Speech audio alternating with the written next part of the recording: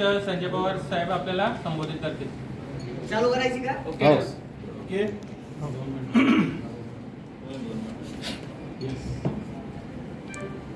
नमस्कार। गेल्या 3-4 दिवसापूर्वी जळगाव जिल्ह्याचे ज्येष्ठ नेते एकनाथराव खडसे साहेब यांनी राष्ट्रवादी काँग्रेस पक्षाचे राष्ट्रीय अध्यक्ष व महाराष्ट्र राज्याचे उपमुख्यमंत्री नामदार अजितदादा पवार यांच्याविषयी तसेच आमच्या वहिनी साहेब बारामती लोकसभेच्या इच्छुक उमेदवार सुनेत्राताई पवार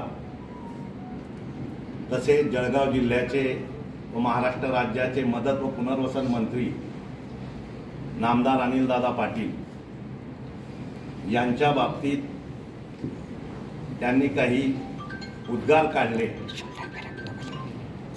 आणि त्याबद्दल त्याचं एक जिल्हाध्यक्ष या नात्याने राष्ट्रवादी काँग्रेस पक्ष या नात्याने आम्हाला दुःख झालेलं आहे। त्या निमित्तानं आज आम्ही आपणाशी बोलण्यासाठी या ठिकाणी आलो। मी दुसऱ्याच दिवशी आपणाशी बोलणार होतो, परंतु श्री क्षेत्र पंढरपूर येथे विठोबा माऊलीच्या गाभाऱ्याचं काम सुरू होतंय आणि मंदिर 15 तारखेच्या रात्रीपासून 14 तारखेच्या रात्रीपासून बंद होणार होतं आणि विठोबा माऊलीचं पदस्पर्शन दर्शन घेण्यासाठी मी 2 दिवस तिकडे असल्या कारणाने आपल्याशी बोलू शकलो नाही। आज मी आपल्याशी बोलण्याचा प्रयत्न करीत आहे। एकनाथ खडसे यांनी अजितदादा पवार यांना सन्मान राहिला नाही, मान राहिला नाही, बायकोच्या तिकिटासह असा त्यांनी उद्देश त्या ठिकाणी उद्गार वापरलेले आहेत आणि अनिलदादा पाटील हे 4 महिन्याचे आमदार आहेत फक्त, असं ते बोललेले आहेत। मी एकनाथराव खडसे साहेबांना त्यांचा आदर करेल, आम्ही एकेरी बोलणार नाही, ही आमची संस्कृती देखील नाही, परंतु जो परिवार या जिल्ह्यामध्ये गेल्या 50 वर्षापासून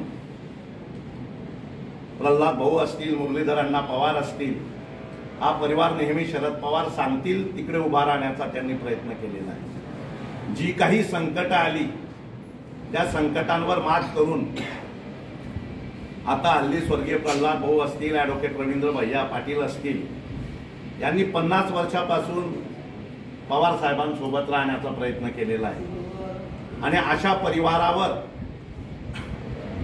खडसेंना 35 वर्ष राजकारणात झाले आहेत। खडसे यापूर्वी पंचायत समितीची निवडणूक लढले नाही, जिल्हा परिषदची निवडणूक लढले नाही, ते गावाचे सरपंच कधीतरी 83 साली झाले असतील, मला नेमकं साल सांगता येणार नाही। नंतर ते शेतकी संघाचे अध्यक्ष झाले असतील हरिभाऊ जवळेंच्या माध्यमातून आणि नंतर ते 90 मला वाटतं 90ला ते आमदारकीला उभे राहिले। त्या खोलात मी जाणार नाही, पण ज्या परिवाराला त्रास दिला, ज्या परिवाराला संपवलं, जळगाव जिल्ह्यामध्ये राष्ट्रवादीच्या प्रत्येक नेत्यांना, मग गुलाबराव देवकर असतील, सुरेशदादा जैन असतील, संतोषभाऊ चौधरी असतील, सतीश अण्णा असतील, आमच्यासारख्या लहान मोठ्या सगळ्या कार्यकर्त्यांना त्यांनी त्रास दिला, फुंशी प्रवृत्तीचं राजकारण केलं। असं असताना देखील देशाचे नेते आदरणीय शरदचंद्रजी पवार साहेबांनी खडसेंना विधान परिषदेची उमेदवारी दिली आणि खडसे हे अंधारात असताना, त्यांची संध्याकाळ होत असताना खडसे साहेबांना पवार साहेबांनी उजेडात आणण्याचा प्रयत्न केला आणि ते उजेडात आले। पक्षाचा विरोध असताना पक्ष संघटना वाढली पाहिजे, या जिल्ह्यामध्ये पवार साहेबांची संघटना वाढली पाहिजे म्हणून जिल्ह्यातल्या नेत्यांनी त्यावेळेला एकनाथ खडसे पक्षामध्ये यावं अशी संमती दिली। काय झालं? पक्ष वाढलाच नाही, उलट पक्षामध्ये गडबाजी तयार झाली आणि एकंदरीत असं सगळं असताना खडसेंनी अनिल दादांवर अजित दादांवर आरोप करणं हे अत्यंत चुकीचं आहे, क्लेशदायक आहे. आज खडसे विधान परिषद सदस्य आहेत, आमदार आहेत. ज्या 29 आमदारांनी नाथाभाऊंना मतदान केलं ते जवळपास 25 ते 27 आमदार आज अजितदादांसोबत आहेत. ज्या अनिल दादांवर खडसेंनी आरोप केला की 4 महिन्याचे आमदार, ते अनिल दादांचं मत देखील त्यावेळेला अनिल दादांनी खडसे साहेबांना दिलेलं आहे. आणि असं असताना खडसे साहेबांनी असे आरोप करणं हे आम्हाला दुःख झालेलं आहे. आम्ही त्यांना या निमित्तानं आव्हान देऊ शकतो की त्यांनी खरंच त्यांच्यामध्ये स्वाभिमान असेल तर त्यांनी विधान परिषदचा राजीनामा द्यावा. नाना पटोले साहेबांनी 3 वर्षाचा लोकसभेचा कार्यकाळ शिल्लक असताना स्वाभिमानाने राजीनामा दिला होता, तसा खडसे साहेबांनी स्वाभिमानाने राजीनामा द्यावा असं मागणी आम्ही या निमित्तानं आज करीत आहोत. आणि मग त्यांनी पुन्हा निवडून यावं. खडसे साहेबांनी नुसतं भाजपलाच नाही, ते भाजपला कधी झाले नाही. गिरीश महाजनांवर वाटेल तसे आरोप केले, आमदार मंगेशदादा चव्हाणांवर वाटेल तसे आरोप केले. त्यांनी त्या पद्धतीने त्यांना उत्तरही दिलेली आहे. परंतु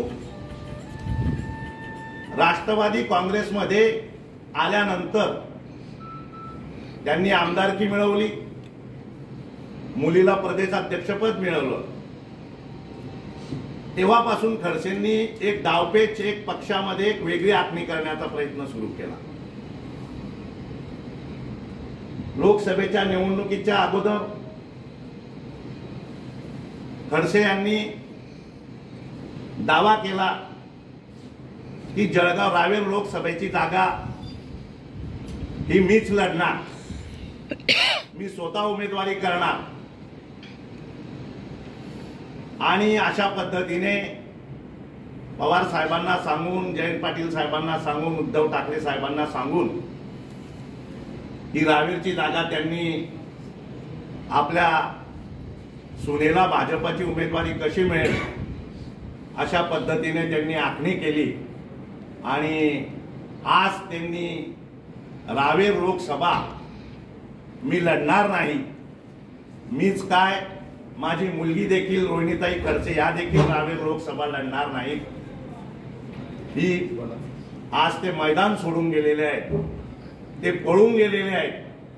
त्यांनी शरद पवार साहेबांचा विश्वासघात केलेला आहे, उद्धव ठाकरे साहेबांचा विश्वासघात केलेला आहे आणि स्वतःच्या सुनेच्या उमेदवारीसाठी त्यांनी हा प्रयत्न केलेला आहे.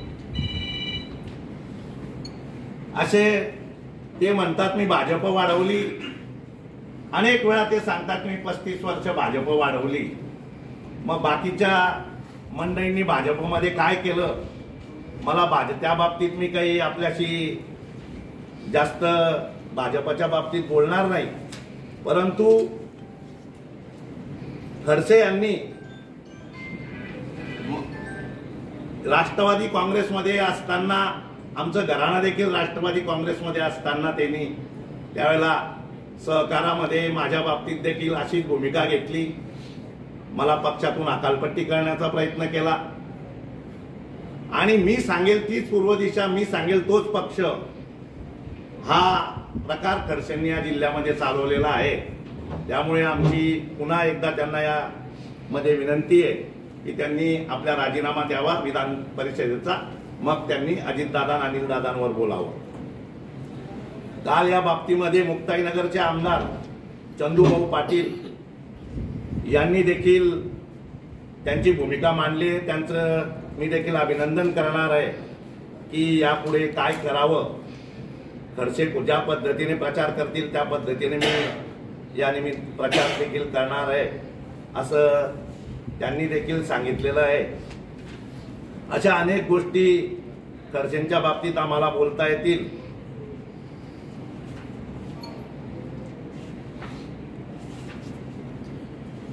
ज्या पक्षाने त्यांना 35 वर्ष पद दिली, मान सन्मान दिला, मंत्रिमंडळात मोठी मोठी खाती दिली, त्या पक्षाला ते झाले नाही.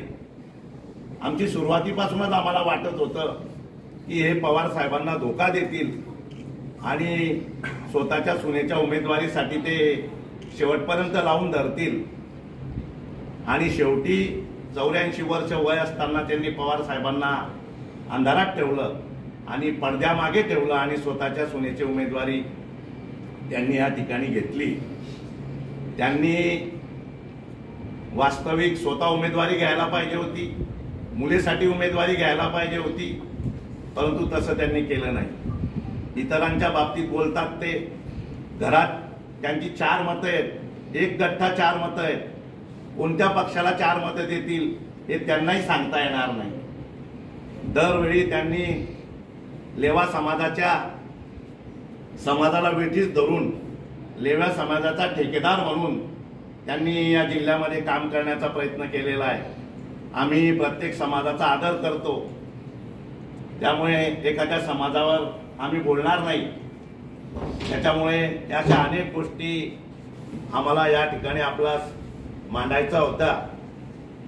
दरवेळेला ते लेवा समाजावर अन्याय होतो म्हणून दरवेळी ते सांगत असतात। गेल्या वेळी देखील त्यांनी स्वर्गीय हरिभाऊ जावळे यांची उमेदवारी त्या ठिकाणी विद्यमान खासदार असताना कापली, त्यावेळेला त्यांना लेवा समाजावर अन्याय झालेला दिसला नाही आणि आज ते म्हणतात की लेवा समाजावर अन्याय झालेला आहे।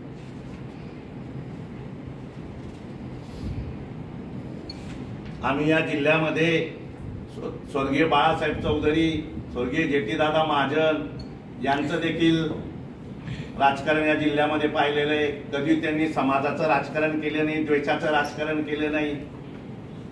या सगळ्या गोष्टी आम्ही सगळ्या डोळ्यासमोर ठेवून त्यांना मागणी करत आहोत। काल ते राष्ट्रवादी पक्षाच्या व्यासपीठावर बोलता बोलता बोलून गेले की मी आजही भाजपमध्ये जाऊ शकतो। मागे पवार साहेबांचा फोटो होता, मला भाजपमध्ये जाण्यासाठी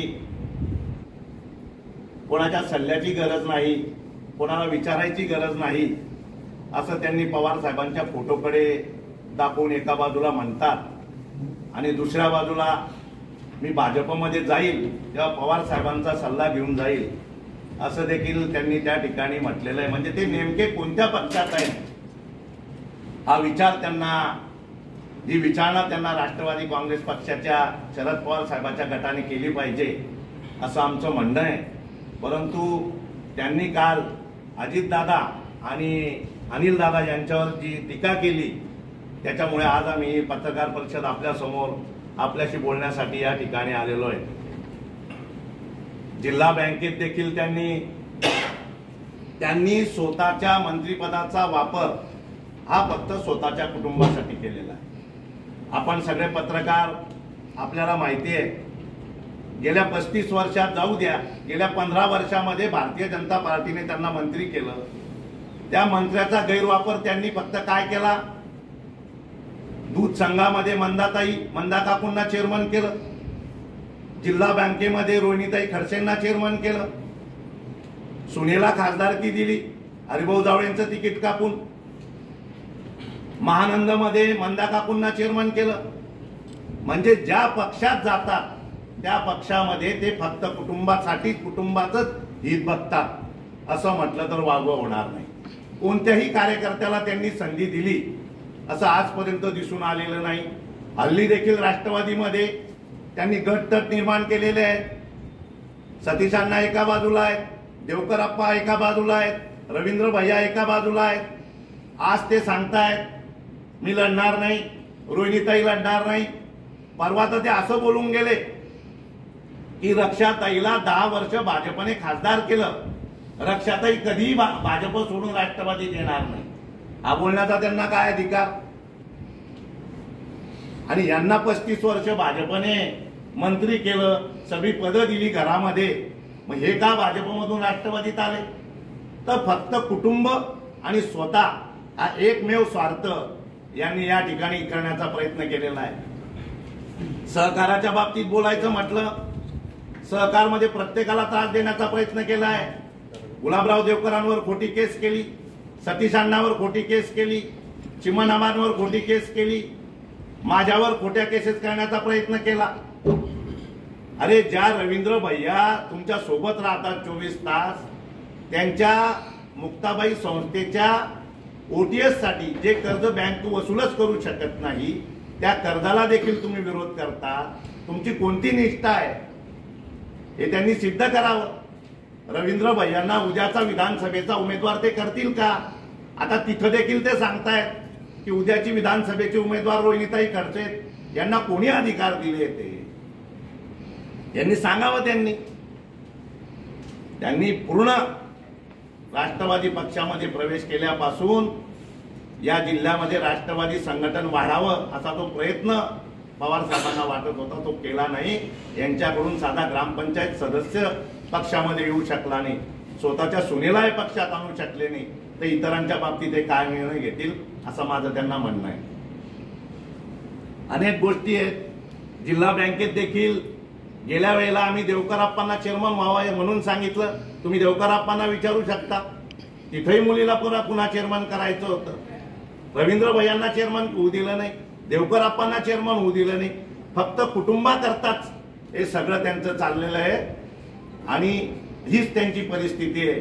आता त्यांनी हिंमत असेल त्यांच्यामध्ये तर त्यांनी विधान परिषदेचा अगोदर राजीनामा द्यावा, नाही तर मग स्वतःच्या मुलीची उमेदवारी करावी, स्वतः उमेदवारी करावी. एका बाजूला महाराष्ट्रामध्ये, भारतामध्ये गाजलेली बारामतीची लढत बघा.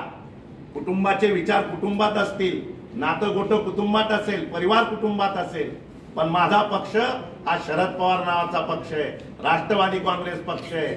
जरी भारतीय जनता पार्टीने रक्षाताईंना उमेदवारी दिली असेल तर माझी उमेदवारी राहील किंवा रोहिणीताईंची उमेदवारी राहील, हे त्यांनी सिद्ध करायला पाहिजे.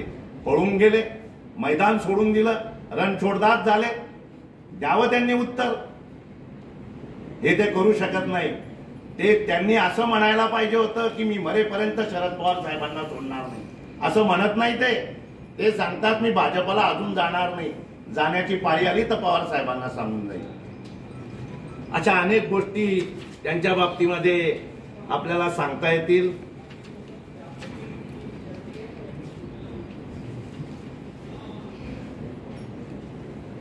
ते आता लोकसभेमध्ये सांगतात की मी डॉक्टरांच्या सल्ल्याने, डॉक्टरांनी नाही सांगितलं म्हणून लढू शकत नाही, आणि रोहिणीताई या विधानसभेच्या उमेदवार असतात. जेव्हा विधानसभा येईल तेव्हा ठरवेल पक्ष कोणाला उमेदवारी द्यायची.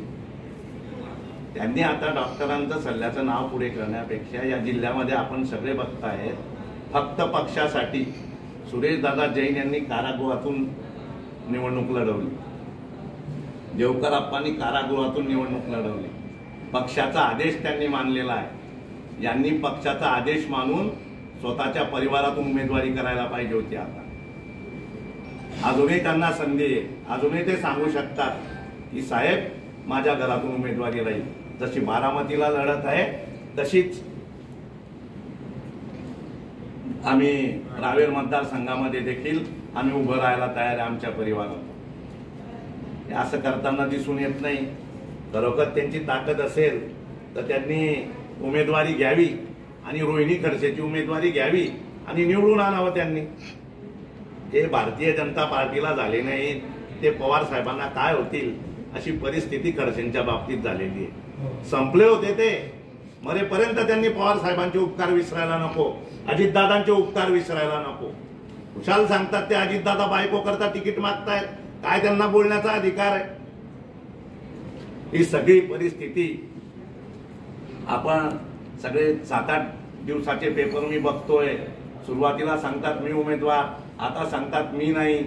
हे कसलं लक्षण आहे? हे जळगाव जिल्ह्याच्या सर्व जनतेने, विशेषतः रावेर लोकसभेच्या मतदारांना मी विनंती करणार आहे की राजकारण आपण बघा.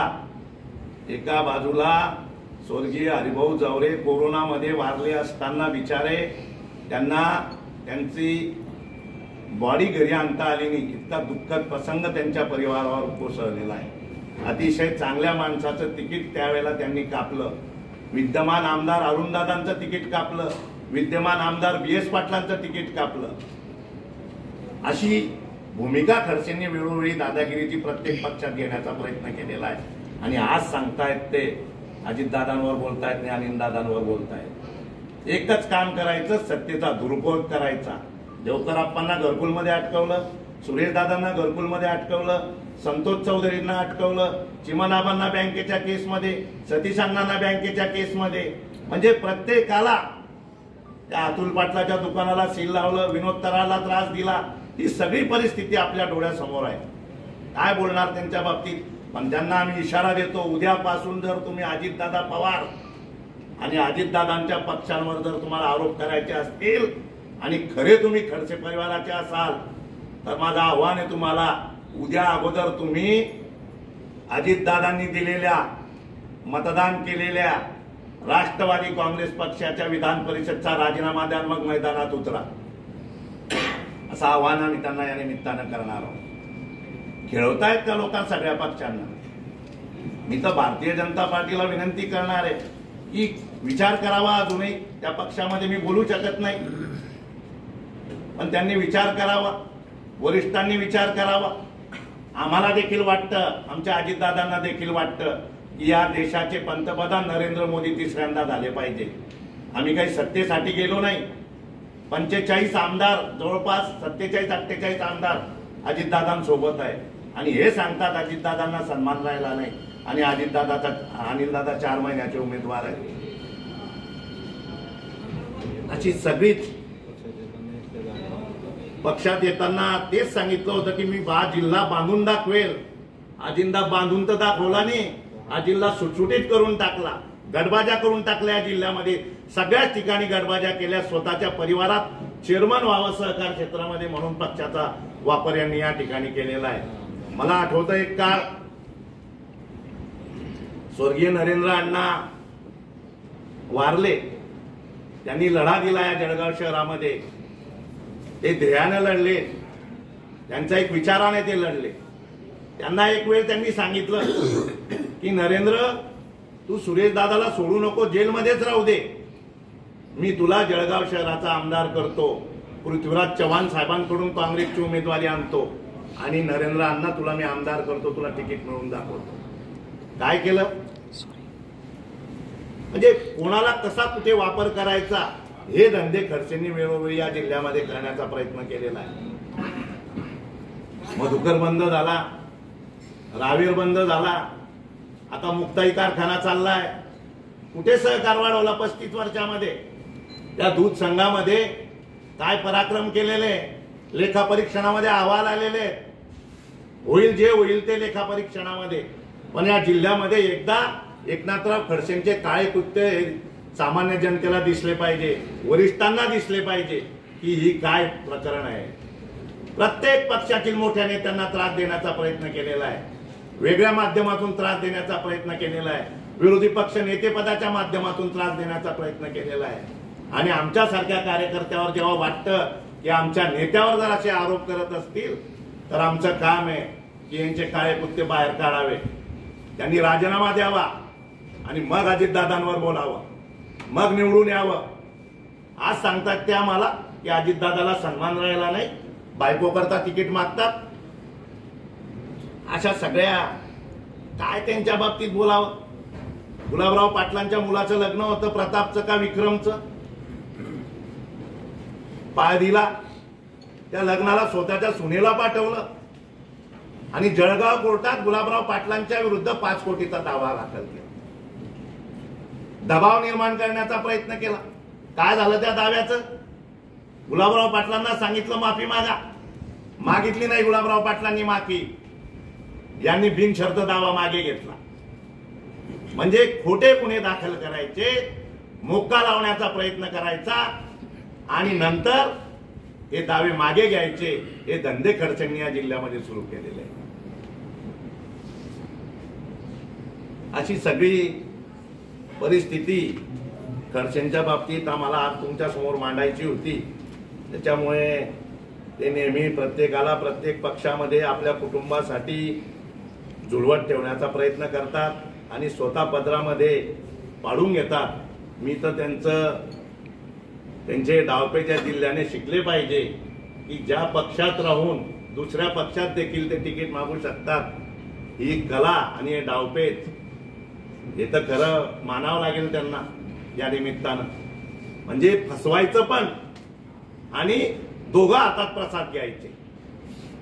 शेवटी घरात सुनबाई उमेदवार खासदार करायचं, स्वतः विधान परिषदेमध्ये राहायचं, 7-8 महिन्यांनी विधानसभा लागणार आहे, आजच सांगायचं की रोहिणीताईंना राष्ट्रवादीची उमेदवारी आहे. म्हणजे एका कुटुंबात किती पदं घ्यायची आणि नेते कसं काय मान्य करतायत एकाच कुटुंबात पदं. तिकडे आमच्या बहीण सुप्रियाताई सुळे लढतायत, एका बाजूला आमच्या वहिनी सुनेत्रा ताई पवार लढतायत. त्यांनी लढावं, अजूनही संधी आहे त्यांना लढण्याची. अरे संध्याकाळ झाली होती त्यांची, पवार साहेबांनी आमदारकी दिली नसती तर घरी बसले होते. अशी ही सगळी परिस्थिती त्यांच्या बाबतीत आहे. म्हणून आमची पुन्हा विनंती आहे की अजितदादा आणि राष्ट्रवादी काँग्रेस पक्षावर त्यांनी यापुढे बोलण्याचा प्रयत्न करू नये. त्यांना बोलायचं असेल तर त्यांनी विधान परिषदचा राजीनामा द्यावा. हीच एक विनंती करण्यासाठी आज आम्ही तुमच्या समोर बोलायला आलो.